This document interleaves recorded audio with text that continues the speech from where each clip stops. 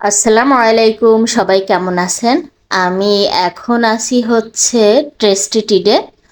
তো আমরা সবাই মিলে বাইরে আছি। আর ট্রেস্টিটিডে কেন এসেছি সেটা অবশ্যই শেয়ার করব। তো আমার মেয়ে কেন জানি আজকে একটু বেশিই ভেজাল করতেছে, টানাটানি করতেছে, এটা খাবো ওটা খাবো, কিন্তু দিলে আবার বলো খাইতেছে না।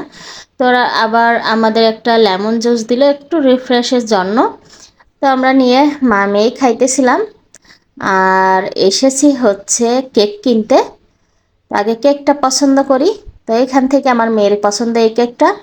এত কেক থাকতে ওর এই চকলেট কেকটাই পছন্দ। তো এখন ওর বাবা সব সময় মেয়ের পছন্দের প্রায়োরিটি দেয়, এই জন্য বললো ওই কেকটাই নিবে। আমি বললাম হ, মেয়ে যেটা পছন্দ করছে সেটাই তো তুমি নিবা। যাই হোক, আমরা কেকটা রেডি করতে বলতেছি। আর কেকটা কেন নিছি সেটা অবশ্যই শেয়ার করব। তো এখন বসে আছি, কেকটা একটু রেডি করতেছে। আর এই যে একটু আমার মেয়েটাকে একটু বকা দিয়েছি, কেমন করতেছে দেখেন। মানে আজকে যেন যেটাই দেখতেছে সেটাই চাইতেছে, এরকম কখনো করে না ও। তো কেন জানি এরকম করতেছে বলে একটু বকা দিয়েছি। তাই তো কেক রেডি, এখন বাসার দিকে রওনা হব।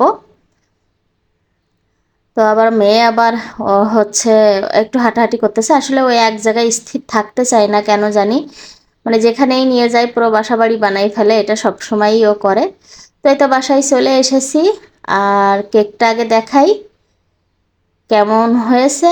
এই যে দেখেন। আর এখন তো নিশ্চয়ই বুঝতে পাচ্ছেন কেন নিয়ে এসেছি। আজ আমার রাজকন্যার 3 বছর পূর্ণ হবে। সবাই দোয়া করবেন আমার বাচ্চার যেন যেন মানুষের মতো মানুষ করতে পারি।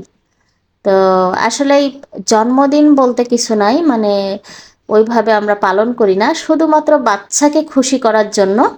কারণ আশেপাশে এখন জন্মদিনের এত পার্টি এত কিছু করে মানুষ, যেটা বাচ্চারা দেখে খুবই আনন্দিত হয়। তো শুধুমাত্র আমার বাচ্চাকে খুশি করার জন্য এটা করেছি, কারণ এটা আমাদের ইসলামে আসলেই সমর্থন করে না।